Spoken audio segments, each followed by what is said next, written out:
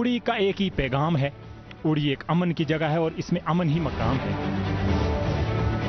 Border tourism एक ऐसा sector है जहां पर एम्प्लॉयमेंट जनरेट हो सकती है। दुनिया की सबसे बड़ी तिजारत जो हुई है वो यहाँ ही से हुई है। ऐसा तो है नहीं, आज कुछ भी छुपा नहीं है, everything is monitored. Mohra power house project जब यहाँ पे बना तो एम्प्लॉयमेंट का बूम हुआ। हमेशा इंडियन आर्मी की तरफ से हमें प्लेटफॉर्म मिला जाता है, एडमिनिस्ट्रेशन की तरफ से हमें कभी नहीं मिला। सड़क, पानी, बिजली, इसमें भी काफी तरक्की हुई, लेकिन सिगरेट बीड़ी पीना भी ड्रग्स में इन्वॉल्व होता है। वुमेन को आपने घर से एम्पावरमेंट करना है, कोई उंगली आपका पकड़ने वाला नहीं है। बिस्तर से उठ के मस्जिद न जा सके इकबाल, बिस्तर से उठ के मस्जिद न जा सके इकबाल, ख्वाहिश रखते हैं कब्र से उठ के जन्नत जाएंगे। आदाब नाजरीन, खैर मकदम है आपका हमारे प्रोग्राम रूबरू में। मैं प्रोग्राम की होस्ट सुरखाब जहरा और मैं प्रोग्राम की होस्ट महरीन इकबाल। जैसा कि नाज़रीन अब सब जानते हैं, हमारे प्रोग्राम का मुद्दा और मकसद होता है लोगों की बात सुनना और आला हुकाम तक पहुंचाना। और इसी सिलसिले में आज हम आए हैं डिस्ट्रिक्ट बारामूला के उरी इलाके में। तो आइए नाज़रीन करते हैं यहाँ के लोगों से बात और जानते हैं इनके मसलों मसाइल। तुमने कुछ भी ना कहा हो जैसे, मेरे ही दिल की सदा हो जैसे, और यूं तेरी याद से जी घबराया कि तू मुझे भूल गया हो जैसे। सड़क, पानी, बिजली, इसमें भी काफी तरक्की हुई। तो वुमेन एम्पावरमेंट का मतलब था कि वुमेन्स को पावर देनी, उनको एम्पावर करना, ताकि वो अपने राइट्स के लिए खड़ी हो सकें और कंधे से कंधा मिला के चल सकें। मेरी बच्ची क्या पहनती है मुझे कोई इससे मतलब नहीं है, जीन्स पहन ले, वो शलवार कमीज पहन ले, वो क्या करे क्या नहीं करे। मंजिल की जुस्तजू में तू क्यों भटक रहा है राही, मंजिल की जुस्तजू में तू क्यों भटक रहा है राही, इतना अजीम बन जा के मंजिल तुझे पुकारे। वुमेन्स एम्पावर हो चुकी हैं, बस हमें अपने आप को पहचानना है। ऐसा नहीं है कि आप एम्पावर नहीं, लेकिन समझने की जरूरत है। जो हमारा उड़ी है ये गेटवे ऑफ इंडिया है, अगर आप ये कहेंगे कोई गलत बात नहीं होगी। क्योंकि लास्ट ईयर से 65,000 टूरिस्ट यहाँ पे आए हैं और कमांड पोस्ट पे विजिट किया हुआ है। वो स्टेप इंडियन आर्मी ने यहाँ पे उठाया है। तो आइए नाजरीन करते हैं अपने सवालातों का सफर शुरू। जैसा कि आप सब जानते हैं कि पिछले 4 सालों में जम्मू कश्मीर में बहुत सारी तब्दीलियां देखने को मिली डेवलपमेंट के हवाले से। वही हम आज उरी के लोगों से बात करेंगे और जानेंगे कि पिछले 4 सालों में यहाँ पे कितनी तब्दीलियां देखने को मिली। रूबरू की टीम का शुक्रिया कि उड़ी में आकर हमारे डेवलपमेंट के बारे में पूछ रहे हैं। तो इंशाल्लाह ये कहूँगा कि डेवलपमेंट हर साल होती है और इन 4 सालों में थोड़ी सी ज़्यादा हुई है, जिसमें मैं हमारी तरफ से मतलब मैं स्पोर्ट्स से हूँ, तो मैं ये कहूँगा कि हमारी एक दरीना मांग थी कि हमारे लिए एक इंडोर स्टेडियम चाहिए, जो हमारे यहाँ एलजी साहब ने सैंक्शन करके उसकी तामीर हो रही है। और हमारे जो स्पोर्ट्स के बच्चे हैं वो आउटडोर फील्ड से निकलकर अब इंडोर फील्ड में भी हिस्सा लेंगे। इसके अलावा सड़क, पानी, बिजली, इसमें भी काफ़ी तरक्की हुई, लेकिन बिजली का हम ज़्यादा नहीं कहेंगे। 4 प्रोजेक्ट होने के बाद भी हमें बिजली बहुत कम मिलती है। हमारी गुजारिश रहेगी एलजी साहब से कि वो हमें बिजली फराहम करे। हम प्रोवाइड करते हैं आधे हिंदुस्तान को बिजली, लेकिन हमारे पास बिजली बहुत कम होती है। उसके अलावा जो तरक्की एजुकेशन से है, उसमें हमारे पास 2 डिग्री कॉलेज है हमारे सब डिवीज़न में। हमारे पास 15 हायर सेकेंडरी स्कूल्स हैं। एजुकेशन के हवाले से बात करें तो काफ़ी तरक्की हुई और एजुकेशन और भी तरक्की कर रहा है। हमारे बच्चे काफ़ी ऊंचाइयों पर जा रहे हैं, काफ़ी ऊंची ऊंची तालीमें हासिल कर रहे हैं।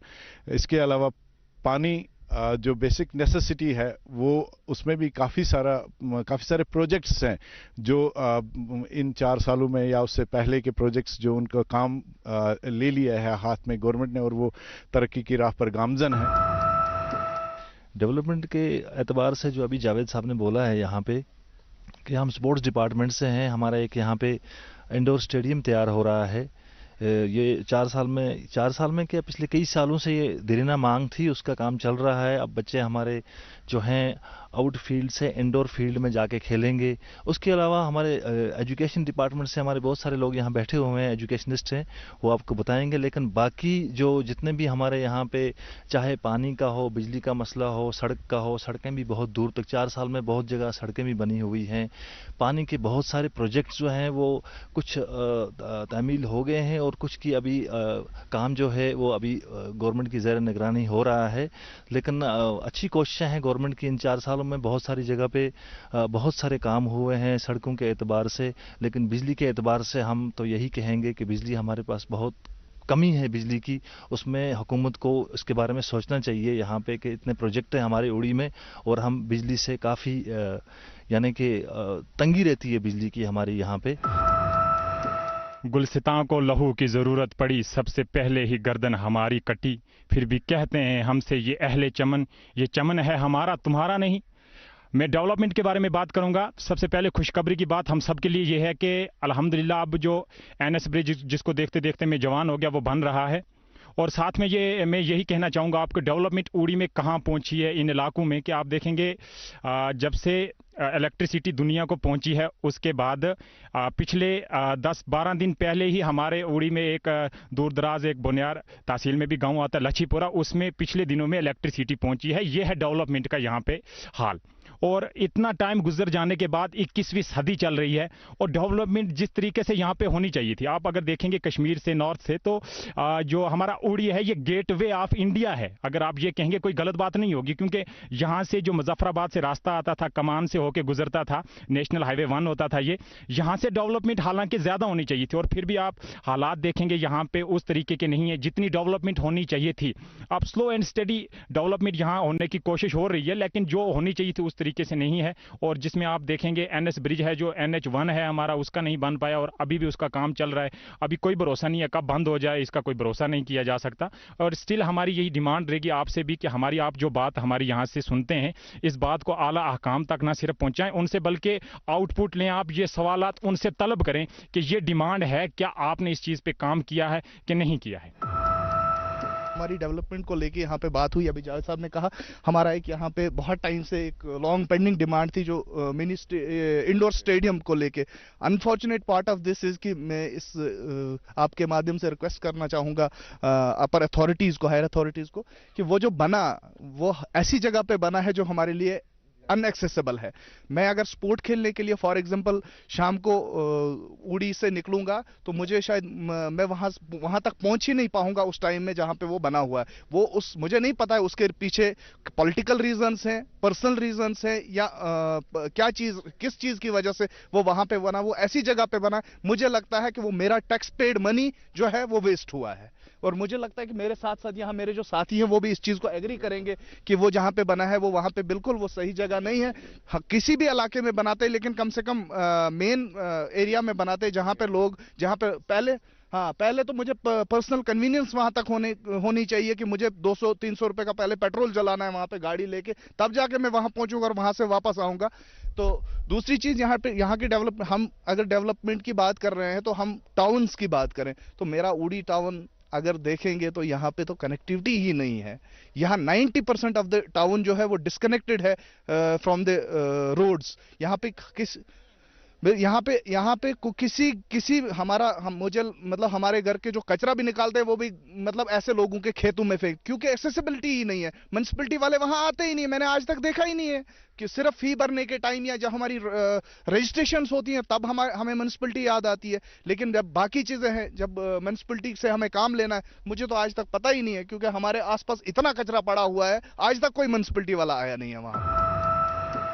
तो मेरा एक पॉइंट ये भी है कि वुमेन एम्पावरमेंट पे आज तक यहाँ पे लड़कियों के लिए कुछ अच्छी चीज़ें यहाँ पे नहीं लाई गई हैं, जो ये पॉइंट मैं यहाँ रखना चाहती हूँ। जैसे एजुकेशन है, यहाँ पे फैसिलिटीज़ भी नहीं है, लेकिन और यहाँ पे लड़कियों के लिए वैकेंसी नहीं होती है जॉब के लिए, ये भी यहाँ पे नहीं है। और वुमेन एम्पावरमेंट में अगर देखा जाए यहाँ पे लड़कों को हर चीज़ में पहली प्रायोरिटी मिली जाती है, तो लड़कियों को भी मिलनी चाहिए। और एक और बात मैं यहाँ पे रखना चाहती हूँ, जैसे उड़ी में डेवलपमेंट, अगर यहाँ पे टूरिस्ट आना स्टार्ट हो जाए जाएं, पीसफुल एरिया है यहाँ पे। अगर आप देखें लास्ट ईयर 65,000 टूरिस्ट यहाँ पे आए हैं और कमांड पोस्ट पे विजिट किया हुआ है। वो स्टेप इंडियन आर्मी ने यहाँ पे उठाया है। अगर एडमिनिस्ट्रेशन और इंडियन आर्मी साथ में मिलकर यहाँ की उड़ी के लिए अगर एक स्टेप आर्मी ने उठाया, अगर मिलकर दोनों स्टेप उठाएंगे तो उड़ी बहुत आगे जाना चाहेगा। और अगर मैं बात करूं यहाँ की लड़कियों के लिए, यहाँ पे लड़कियों को वो प्लेटफॉर्म नहीं दिया जाता है और लड़कों को दिया जाता है। तो मेरी यही गुजारिश है कि यहाँ की लड़कियों के लिए भी एक अच्छी फैसिलिटीज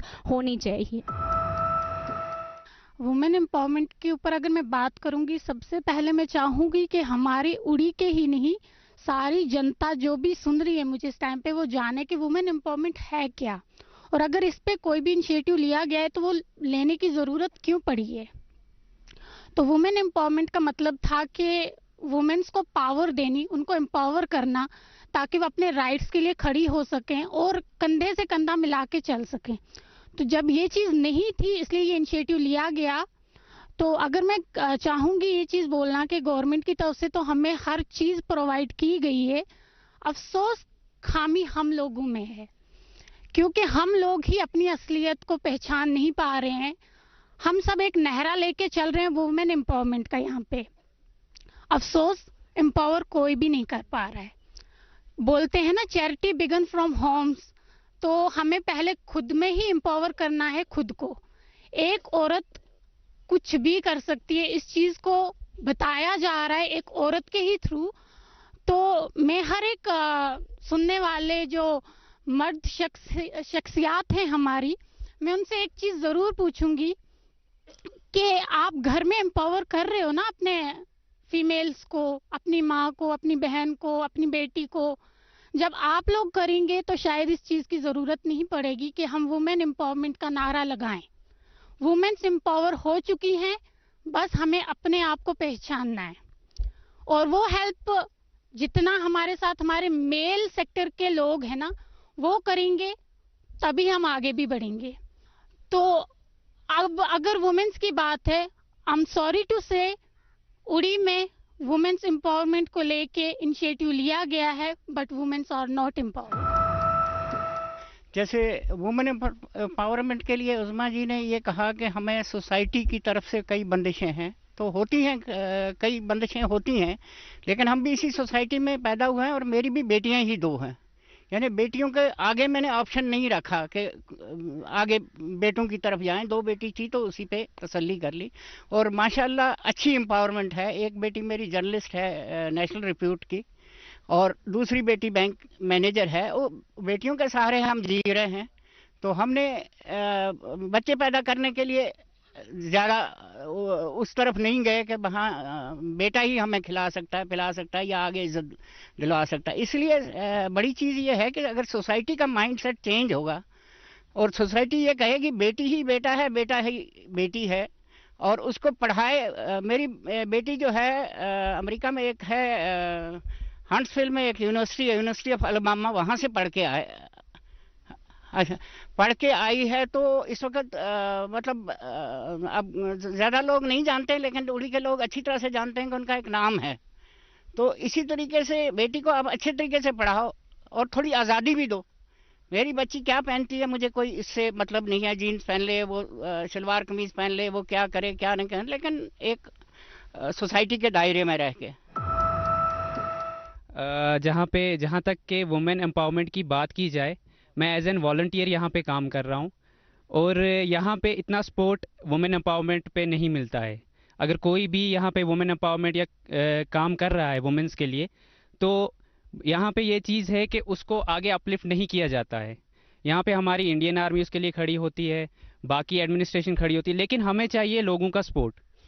हमें जब तक लोगों का सपोर्ट नहीं मिलेगा हम आगे नहीं बढ़ सकते हैं इस इनिशिएटिव को लेके। हमारे एरिया में देखो, स्पोर्ट्स में जो बच्चियाँ हैं वो ज़्यादातर कोई भी हमारे पास अचीवर नहीं है। बोनियार की बात करो, उड़ी की बात करो, इस बार क्रिकेट टूर्नामेंट 12 ब्रिगेड ने यहाँ पे ऑर्गेनाइज़ किया, उसमें एक क्रिकेट में कोई एक बच्ची यहाँ पे शायद हुई है। बाकी देखो मार्शल आर्ट में देखो, ताइक्वांडो में देखो, या और अदर स्पोर्ट्स में देखो, हमारी बच्चियों को भी आगे आना चाहिए। वो भी हमारे लिए नेशनल या और बाकी जो है लेके आए, अचीवर हों यहाँ पे। हम उसी चीज़ पे यहाँ पे काम कर रहे हैं। तो बेसिकली मुझे नहीं लगता है कि यहाँ पे कोई भी डेवलपमेंट हुई है इस चीज़ के लिए।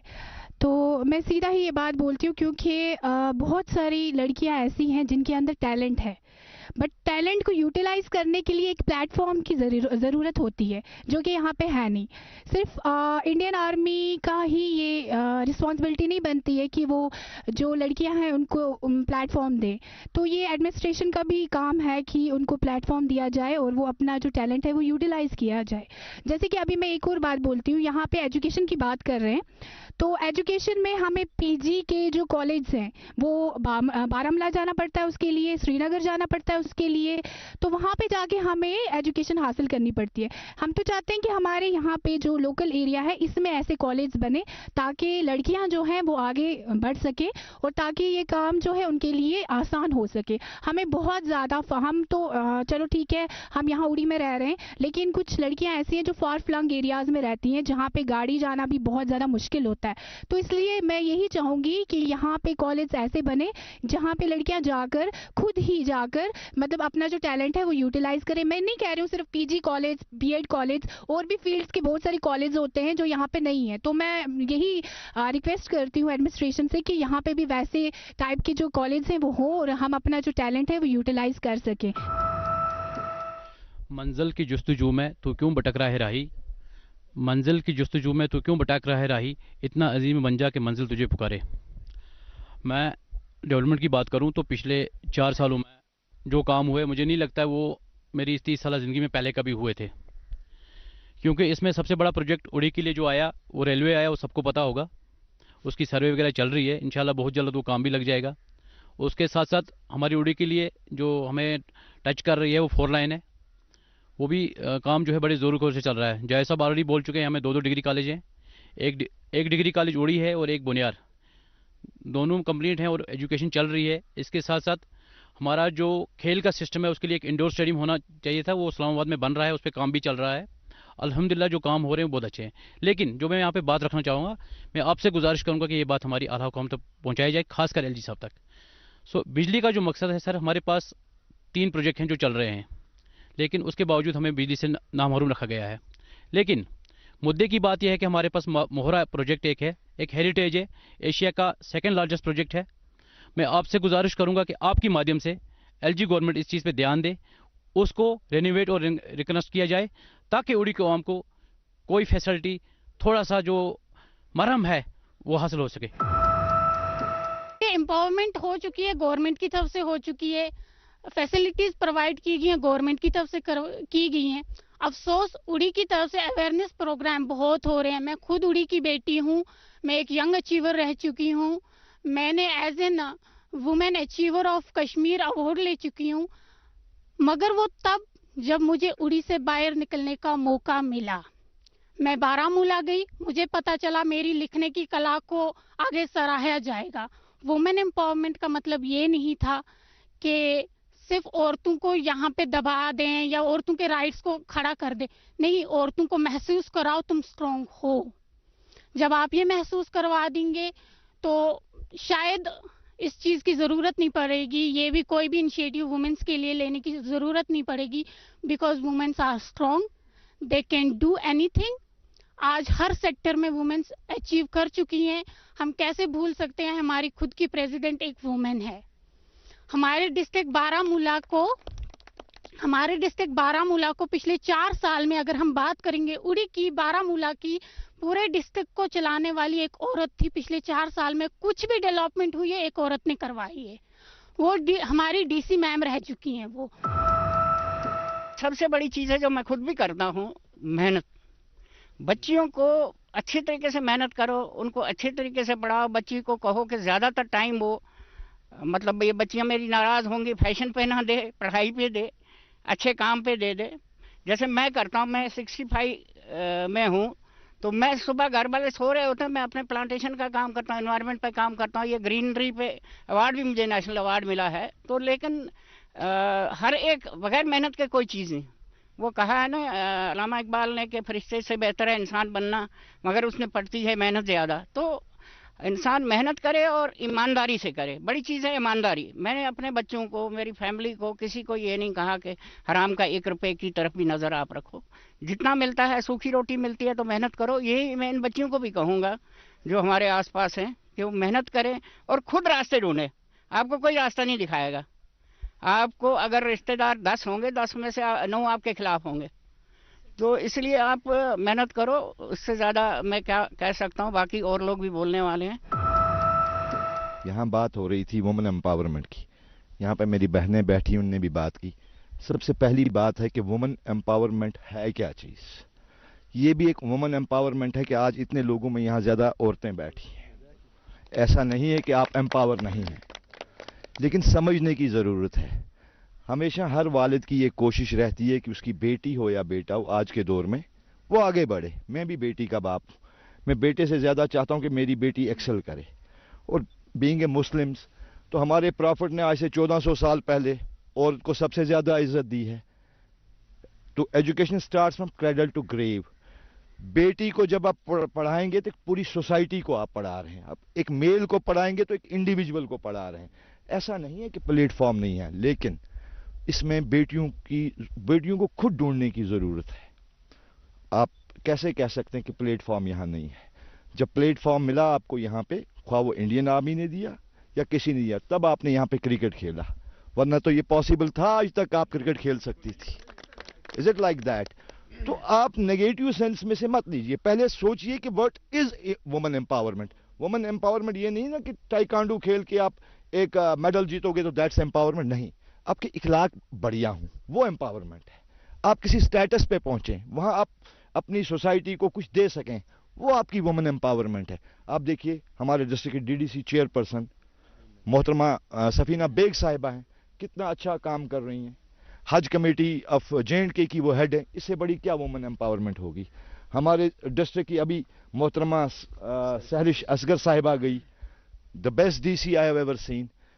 क्या वो वुमेन एम्पावरमेंट नहीं थी? हमारी डॉक्टर्स हैं बेटियां यहाँ आज, इंजीनियर्स हैं, टीचर्स हैं। ये वुमेन एम्पावरमेंट जो है, ये खाली ये नहीं कि आप कोई पोस्ट हेल्ड करें, आप लाइफ में कैसे आगे बढ़ पाएं और अपना पेरेंट्स का नाम एक्सेल करें, इलाके का नाम एक्सेल करें, वही वुमेन एम्पावरमेंट है। आज कौन कहता है? आज आप अगर स्पोर्ट्स के हवाले से देखेंगे, खेलो इंडिया चल रहा है, लड़कियां तो सबसे ज्यादा खेल रही हैं, उनके टूर्नामेंट्स हो रहे हैं कि नहीं हो रहे हैं? क्या डॉक्टर नहीं हमारी बेटियां बन रही? 50% कोटा आपको गवर्नमेंट ने दिया, क्या वो वुमेन एम्पावरमेंट नहीं है? तो नेगेटिव सेंस में नहीं लेना चाहिए, पॉजिटिव सेंस रखिए और ये दुआ कीजिए कि आप आगे बढ़ें। जी हाँ, बिल्कुल। तो मैं एक चीज़ पे ज़्यादा बात करना चाहूँगा कि जो मेरी आंखों के सामने हुई है उस पे, कि यही था कि अभी मेरी बहन ने कहा था कि सपोर्ट नहीं मिल रहा है, हेल्प नहीं मिल रही है एक लेडी को वो आगे जा सके। इस पे बहुत बात हुई। वुमेन एम्पावरमेंट पे ज़्यादा करनी नहीं चाहिए, बट जो देखा है आंखों वो दिखाना चाहिए। लास्ट टाइम आप कैमरा मैन अगर 1 मिनट कैमरा उधर दौड़ाएंगे तो वहाँ लिखा हुआ है WUPL, वुमेन्स उड़ी प्रीमियर लीग। जब ये वुमेन्स उड़ी प्रीमियर लीग हुआ, इसके फाइनल में सेरेमनी पे मैं बताना चाहूँगा आपको क्या हुआ है। काफ़ी लोग जो एब्सेंट थे उनको भी बताना चाहूँगा कि जब फाइनल में जो टीम्स विनर्स और रनर्स थी उनके गले में मेडल डाले गए, तो कोई और मेडल डालने के लिए यहाँ नहीं था, ना ही DC था, ना कोई था, बल्कि उनके पेरेंट्स, उनके ब्रदर्स वो आ रहे थे 1 बाय 1। अपनी कोई बेटी को मेडल डाल रहा था, कोई अपनी सिस्टर को मेडल डाल रहा था। तो इससे एक चीज़ साबित हो जाती है कि यहाँ फैमिली से कोई रुकावट नहीं है किसी बच्ची के लिए अगर वो कुछ करना चाहे। एक दूसरा मैं आपके लिए ये बताना चाहूंगा कि उसके साथ में आप देखेंगे, आप सब बैठे हुए यहाँ पे आर्मी गुडविल स्कूल की यहाँ पे बलजीत कौर मैम प्रिंसिपल हैं। तो ये अपनी फैमिली से निकल के आई और compete करके आई हैं, तब जाके ये इस चेयर पे बैठी हैं। ज़बरदस्ती ना किसी ने बैठाया, ना इनको वहाँ से उठाने की कोशिश की। अगर आपको कुछ करना है, आपको इस मैदान में लड़ना पड़ेगा। कोई घर बैठे आपको कुछ हर चीज़ें मिल सकती नहीं है। आप कह रहे थे उड़ी की बात कीजिए, उड़ी में वुमेन एम्पावरमेंट कितनी है। ये जो यहाँ पे ऑडियंस बैठे, इनसे मैं अलग बात करना चाहूँगा। आसिफा तबस्सम DDC चेयरपर्सन है, माफ़ कीजिए BDC चेयरपर्सन यहाँ से है, परनपीला ब्लॉक से, वो भी एक फीमेल है। अगर यहाँ पे वुमेन एम्पावरमेंट नहीं होती तो गरकोट की दिलशादा बेगम जिस वक्त यहाँ से जीत के इलेक्शन सरपंची का, तो 5 बसेस 6 गाड़ियां डोलू के साथ गरकोट में नहीं जाती। ये वुमेन एम्पावरमेंट है। वुमेन एम्पावरमेंट की यहाँ जितनी भी बात करेंगे, यहाँ आप लोग सब घरों से निकल के यहाँ पे आइए। आप बताइए, आप में से कौन सी ऐसी यहाँ पे हमारी बहन बैठी है जिसको घर में उसके भाई ने या उसके वालिद मोहतरम ने रोका आप पढ़ने नहीं जाना? है कोई आप में से? शायद नहीं होगी। जैसे कि नाज़रीन आप सब जानते हैं, हर एक काम का वक्त मुकर्रर होता है, इसी तरह हमारे इस प्रोग्राम का वक्त भी यहीं पे इख्तिताम होता है। अगर आप चाहते हैं आपके इलाके के मसला मसाइल हमारे जरिए आगे बढ़ाएं, तो दिए गए सोशल मीडिया साइट्स पे राबिता करें। तब तक के लिए दीजिए रूबरू की पूरी टीम को इजाजत। अल्लाह हाफिज।